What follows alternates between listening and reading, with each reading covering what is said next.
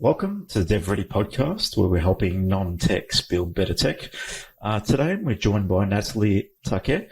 She is from eBottli, which is a startup all around her passion, really, which is all around wine and the passion of bringing technology and wine together and helping wineries really digitize some of their processes.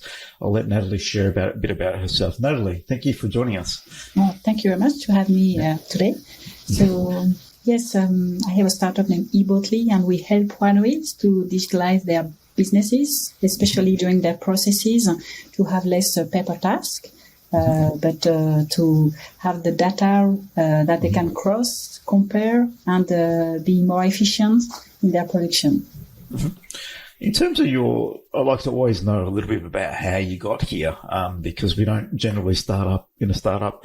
We may have a different type of background. Just tell us a little bit about your background and then the story up to starting eBottli. Yeah, sure. So I moved 3 years ago in Australia with my husband and my 3 children. So my background is in research. I worked 15 years in different public and private institutes, and the last one was Nestlé Skin Health.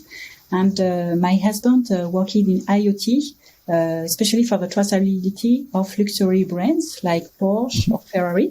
So we crossed our 2 skills to create eBottli to help for the traceability during the supply chain. It's why it's more passion behind to put in the foot of growers and winemakers, understand their pains, their challenges, and help them to moving to the new innovation world with more IT staff. That makes a lot of sense. So your husband is more technical, and then yourself more from a research sort of background. In terms of the business itself, can you dive in a little bit about what eBottli does? Obviously, from a digitization perspective, what IoT is a part of this. So what does that mean in a business like this, and what value does it deliver to your customers?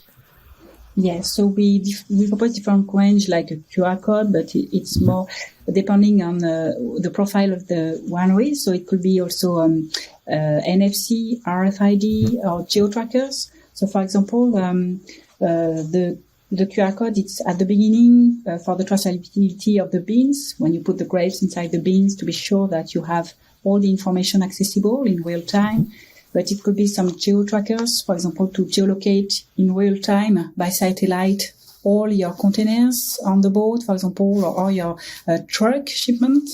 And we use RFID. It's more for the inventory because you can scan 10 meters around with a scanner, your barrels, for example, or your pallets or items.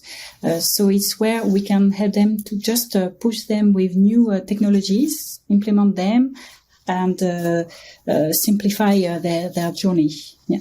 Okay, so it's more about just the traceability inside the winery and the supply chain. Exactly. Yes. It's to connect all these actors in the supply chain that is disrupted, actually, to be more sustainable also, because there is a lot of waste because of this disconnection. So if you have access in real time to all this information, it's more powerful. Now, blockchain, how does that come into this? Because I'm imagining there might be a little bit of this from a traceability perspective, and also understanding the location of the actual grapes and how that sort of comes through. Is that a part of this process? Yes, because it's not only to acquire data, it's also to secure this data, because otherwise you can change this data, and if there is no secure place to store them, it's not enough reliable, and you can have after counterfeiting, for example. So if you put some blockchain, you can optimize that, and you can put also artificial intelligence to be sure that you compare the data together and help for the efficiency and to help for the production perspective, to do prediction, for example. Mm-hmm. So it's to implement the new tools accessible on the market and let them accessible for farmers, for producers, so people that don't know that they exist, and they can move to this new digitalization. So that would be like an example is recording what barrel type and what grape variety is in a specific barrel and how long it's been. The barrel is a the age of the barrel plus how long it's been aging for. So then no one can modify that, and then you produce a bad product potentially as well. Exactly, because, for example, the barrel lifetime is 6 years in an average, but they don't know what they put before. And, for example, they reuse the barrel for spirits, but they don't know what happened before for this lifetime of barrels. And they can also compare the data if, for example, they have a batch of 5 barrels and they would like to know why it's better than last year or previous years. So they can understand better what happened in terms of chemistry also, to be, I think, more relevant for premium wines, for example. Okay, yes, it just allows them more accountability as to what that product is, and it's no chance for it to have changed. Exactly. A normal system where someone can go in and modify the details potentially, and then it can throw your whole operation wrong. Okay. That's a good use case for that specifically. Yeah. In terms of your passion about wine, tell us a bit about that. Obviously from France, moved to Australia recently. Where did the background and passion for wine come from? Because you moved from research into obviously wine, working at Nestlé's and food and different sort of areas. But love to understand that passion, because when we jump into business, it's important that we do have a passion and we're looking to solve problems that we see in an industry. How did that come about for you? Yes, it's a good question. Yes, so I have family in Burgundy, and they produce a small batch of Chablis and Pinot Noir, and it's why it's a passion that in France I had from a long time ago. And when I moved to Sydney first, I did a WSET, like a sommelier diploma. And it's a real passion, and where I can bring some added value, because I understand the people I am in discussion. So because I can put in their feet and understand why they do in this way, how they proceed in terms of winemaking, each step of the supply chain. So yes, it comes definitely from my passion in the wine industry. I know you mentioned offline that the wine industry in France is a bit more old-fashioned and traditional in the way they operate. And is that the reason you left France and brought to the Australian market? Is it because sort of those old organizations are stuck in their ways and don't really want to look at change or technology? Exactly, yes. In France, it's very traditional and hierarchy. So when you would like to meet the good person to propose some innovative solution, it's a very long process, and you have to change the mind of people as an early adopter. When I came in Australia, I can see that it's easier. You can connect quickly to the good person, and you can try new ideas, see if there is a market, an opportunity. Play with that, readjust your business, and especially, for example, with the China crisis, we can see that there is flexibility here. We can propose change your business model quickly. It's where I think it's a very good country to try ideas, to see how it works, and after to expand internationally in the second step. Are you finding more adoption in the new, say, micro wineries, or in the more traditional established brands? I can see that, yes, it's harder in the established brands. I think it's easier with small brands, and effectively 90% of wineries are small, so it's the majority. And it's good to help them, because they are open-minded, they are looking after some ideas for the future. So yes, I agree that it's easier with small brands, I think. Yeah, they're probably more, they probably, as starting up a winery, the only thing you're thinking about is what variety of grapes you're going to use, how long you're going to age your barrels for, and it would keep them, rather than what's the inventory management platform going to be like, and how am I going to maintain these barrels over a longer period of time, and understand what's in there and when I should bottle them. And because they are new on the market, to use a mobile phone, it's something that is very easy to do. Rather than the big brands, I think they already have their proper software, like internal software with the IT staff. So even if you can bring some innovation, it's I think longer and more complicated. Yeah. It's always the way when you're looking at the corporate infrastructure. They generally have most of the things tied up. Doesn't mean they're doing everything perfectly, but they've got people covering all bases. But like you said, a lot of wineries across Australia are not quite large, and through the Yarra Valleys, and you'll find these little wineries everywhere.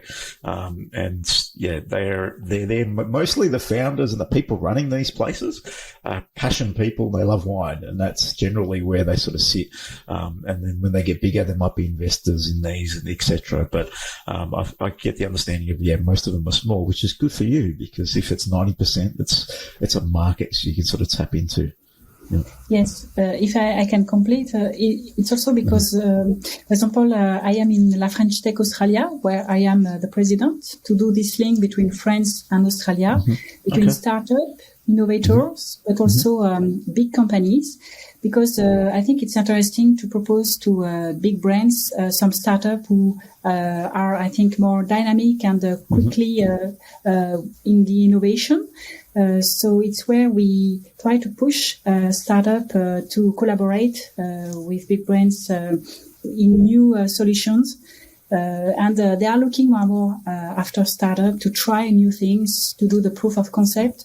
So it's something that I am implicated too, because I believe that even if it's difficult to put in touch all this collaboration, I think there is also some good ideas to do. Definitely, yeah. So in terms of the difficulty is more the decision-making, the education process. That's what I found in the corporate environment or the bigger environments. It's just a longer pattern. So one of the models that seems to be working for you is working with the smaller groups, building the technology, and then communicating that up to some of the bigger chains, because I've found startups in the past we've worked with that just want to go directly to corporate and sell to corporate, and they wonder why they haven't sold a product in 12 months or got any traction.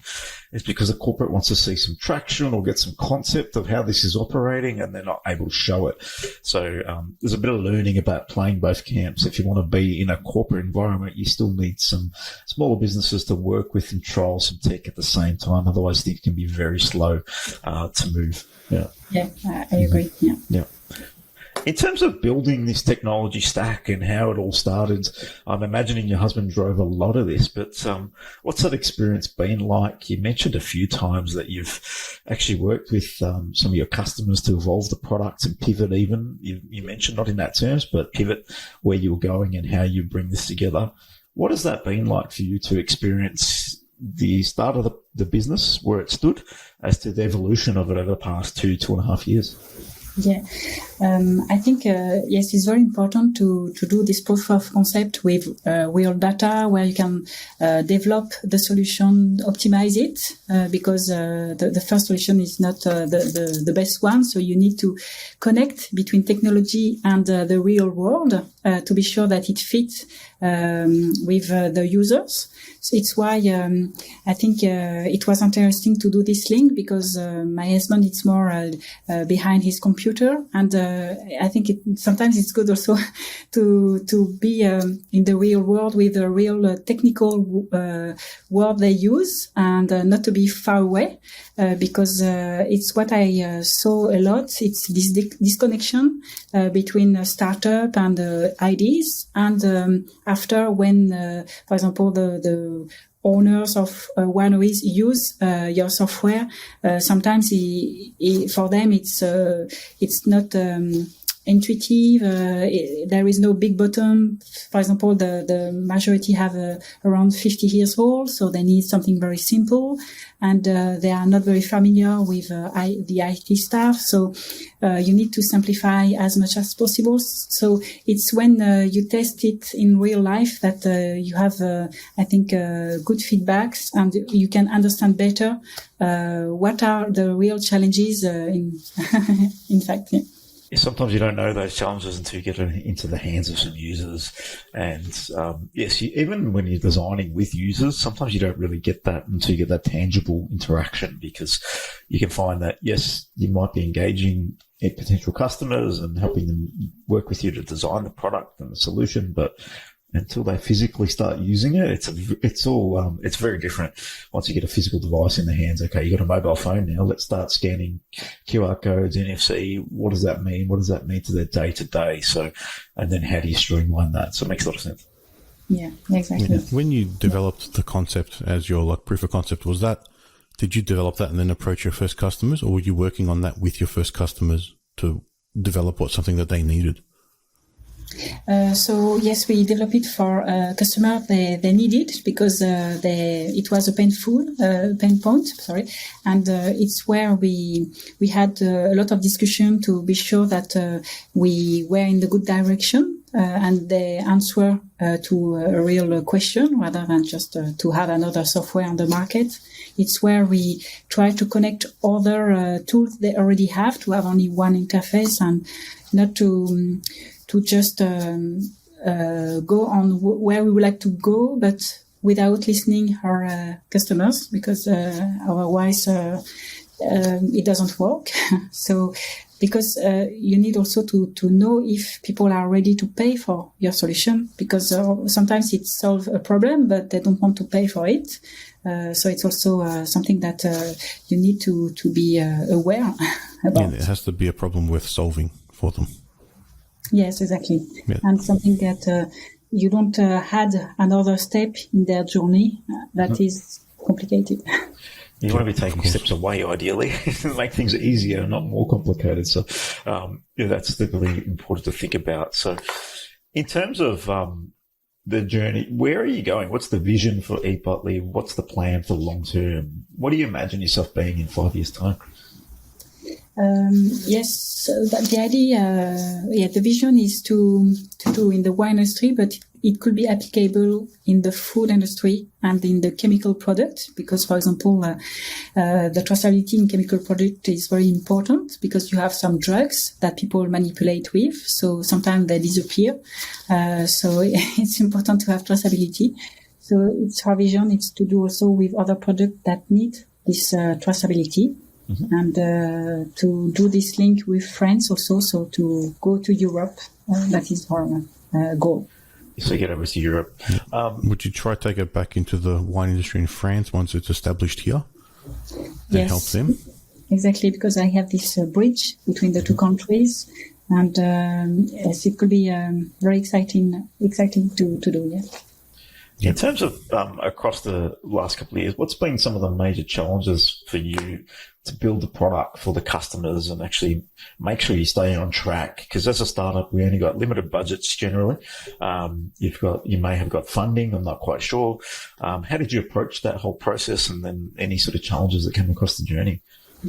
I think the big challenge is to change your habits. And I am the first one when you have to change your habits, and it's not easy to do. So it's just to convince people that it will save time, even if they have 2 hours per day to manage everything. They don't want to change it. When you prove that it will be solved with 10 minutes rather than 2 hours, they have to. It's a long process. They are in their mind. They have to be sure that it's the good direction. So I think with this challenge, you need to do some demo, to come to them, and it's where for the moment we have a lot of time to see our customers, meet them in person, not by Zoom, and to go door by door, because we need this connection, like physical connection, to prove them that it will help them. It's a bit of showcasing too, because you've got tangible interaction with NFC, the RFID tags, etc. So showing that is tangible. It's not just a piece of software, which is a SaaS software that they can demo online. And I think understanding that is important. It's an education piece. It's like anything new. If you're evolving the way people have done things in the past to something new, there's generally a lot of education that needs to be put into that as to why you're doing it, what the output is for them, what the saving is to them from a cost perspective, from a time perspective is probably more important for these smaller groups, because it's all about time in the end. But yeah, that education piece is always a stumbling block, especially if you're trying to do something really new and no one's really done anything like that before in their own world.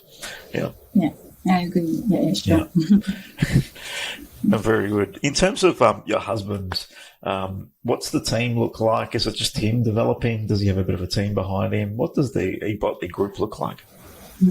So we love the collaborative way where we mix the skills with IT, with marketing, with accounting, and we like to come the morning and say, okay, the challenge of this day is that, and people can share ideas together and not to stay focused only with IT staff, because it's important that this connection exists where during, for example, at the end of the week, we have a sprint review and everybody can see what the other do. So I think it's good, rather than to stay only in your skills, you have a better understanding about the business, the strategy, you are implicated also in some brainstormings.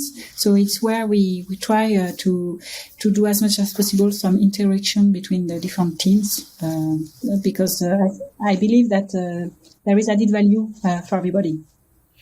That makes a lot of sense, because I feel like when you're building a business, there's about 10, 15 of you, correct, in this business? Yes, exactly.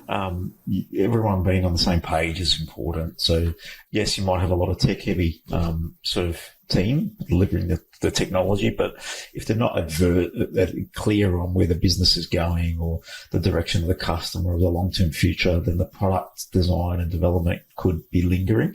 So it's important to make sure everyone's on the same page. It's a good initiative that you've got where everyone gets involved in a bit of everything. Yeah. Yes, if you want to market something in terms of marketing, you need to understand better the products and to interact with the IT people, understand their challenges also. Yeah, sure. How have you gone about building your team? Has it just been the two of you started, I imagine, and yourself, your husband? Have you raised any capital for the business? How have you gone about that approach? Yes, so we raised 2 times capitals, and we are looking after the next round. So we, for the moment, it's more talent. So, for example, we have interns and they have master degrees, for example, and we keep them after the internship, because, they have good skills. So we believe, with education, and, we also, bring them some, good, experience in terms of, for example, in the IT staff to bring some new, skills, good overview on different tools they can use. So we also have some recommendation from people. So we try to keep people on board as much as possible, because it's more a long-term relationship. I think. Makes a lot of sense. In terms of your capital raising, how did you find that process? And in Australia, some people might find it a little bit challenging with the smaller market in terms of where to raise and how to do that. How did you go about that process to share people and give people some context on what they might be able to do? So the first one was with an accelerator program. I think it's a good starting point when you start, because it will do the good connection with new investors, but also to prepare your pitch to optimize it. Because at the beginning, when you start, you are not. For me, I was not familiar with every area of the startup in terms of finance, marketing, HR. So I think the accelerator can bring you some good overview of and good skills to do that. So it's a good entry point also. And after the next round, it was more relationship. I think you need to after develop a good relationship. And I think in Australia, you are lucky with LinkedIn. It works very well. So you can find with LinkedIn good partnership, good investors, or good customers also. People answer to your message. So if you do something that is powerful in terms of your message, you can have good feedback or return of investment for that. So you need to nourish your relationship because nobody will do for you. So you need to be implicated as a founder in this process. And I think after it's more, I think it's more relationships. I think. It seems like everything in business is relationships, and it's important that yes, if you are looking for investors, it's all about building relationships and maybe starting that early, even before you're ready for investment. It's just starting to build those relationships and just put your little flag out there and just tell people what you're up to and just get to know people in the industry, because yes, it's a small knit industry, but there are people out there, and I think LinkedIn's a good tip for people that are looking to build a network, and don't think of it as just a business exercise, but an investment exercise, a partnership exercise. Everything can be done and found on LinkedIn if you're willing to spend quite a bit of time on there and dig in, get to know people, and be prepared to meet face to face. A lot of online stuff has been going on these days, and that's how we met. Obviously, to come on the DevReady podcast, just some communications through LinkedIn, and then we have a conversation around your product, your business, and where you're taking it. So there is plenty of opportunity if you're willing, and people are willing to share and communicate. There's a lot of them out there. Yeah, yes, I agree. There is also some startup hub. For example, I am based in Stone and Shalk. You have also in Melbourne Stone and Shalk startup hub, and I think it's a good also entry point to connect to investors, to also develop your networking. Yeah. Mm-hmm. Yeah, no, brilliant. In terms of Nathalie, this has been brilliant. If people want to find out more about eBottli and your products and your services, where can they find you? Yes, we have our website. It's www.eBottli.com or eBottli.com.au. It's the same address. So more than welcome to have you. You can book like a meeting with me if you want, and you can send me an email. More than pleasure to connect. No, thank you. Appreciate your time coming on a DevReady podcast, sharing your journey to date, and we'll check in a few years and see how everything's going, because it sounds like you're in a nice little pocket in terms of what you're doing, very niche, and it's something that I really enjoy when people are niched in an area. Some people can spread themselves too thin, being niche in a market. And would you say most of your customers are in Adelaide right now? Have you ventured out into other states, or is it just in Adelaide at the moment? For the moment, we focus on South Australia, yes, because we meet them physically, and with the COVID-19, it was not possible to travel. But we hope next year to maybe have the opportunity to travel again. Yeah, no, we all do. For sure. The borders opened up today, so hopefully that happens. Thanks again. Thanks for coming on and sharing your journey to date. And we look forward to hearing from you in the future. Thank you. Thank you, Nathalie. Thank you so much. Yeah, thank you very much.